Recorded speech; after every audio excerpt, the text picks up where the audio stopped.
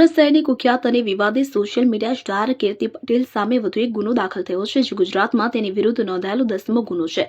હાલમાં પાસા હેઠળ જેલમાં બંધ કીર્તિ પટેલને આનાથી મોટો ઝટકો લાગ્યો છે। આ વખતે લસકાણા પોલીસ સ્ટેશનમાં રેતી કપચીના વેપારી અલ્પેશ ડોડાએ કીર્તિ પટેલ વિરુદ્ધ ફરિયાદ નોંધાવી છે। કીર્તિ પટેલ પર ખંડણીખોર પ્રવૃત્તિઓ અને સોશિયલ મીડિયા પર લોકોને બદનામ કરવાના અગાઉથી જ અનેક આરોપો છે। આ નવી ફરિયાદમાં પણ ધમકી અને બદનામ કરવાના આક્ષેપો મૂકવામાં આવ્યા છે। વેપારી અલ્પેશ ડોડાની ફરિયાદ મુજબ સમગ્ર ઘટના ગત નવેમ્બર મહિનામાં બની હતી। અલ્પેશ ડોડા એક ઇન્સ્ટાગ્રામ લાઇવ સેશનમાં જોડાયા હતા, જ્યાં અન્ય બે વ્યક્તિ કીર્તિ પટેલ વિશે એલફેલ બોલી રહ્યા હતા। લાઇવ દરમિયાન અલ્પેશ ડોડાએ કીર્તિ પટેલ વિરુદ્ધ કંઈ પણ બોલ્યું નહોતું અને તે માત્ર સાંભળી રહ્યા હતા। આ બાબતની જાણ થતાં કીર્તિ પટેલે તેની ઇન્સ્ટાગ્રામ આઈડી પરથી અલ્પેશ ડોડાની આઈડી પર કોલ કર્યો હતો। કોલમાં કીર્તિ પટેલે ડોડાને અભદ્ર ભાષામાં ધમકીઓ આપવાનું શરૂ કર્યું હતું। અપશબ્દો બોલી ધમકી આપવા અને સોશિયલ મીડિયા પર બદનામ કરવાની પોસ્ટ વાયરલ કરવા બાબતે લસકાણા પોલીસે કીર્તિ પટેલ સામે ધમકી આપવા અને બદનામ કરવાની ફરિયાદ નોંધીને કાયદેસરની કાર્યવાહી હાથ ધરી છે।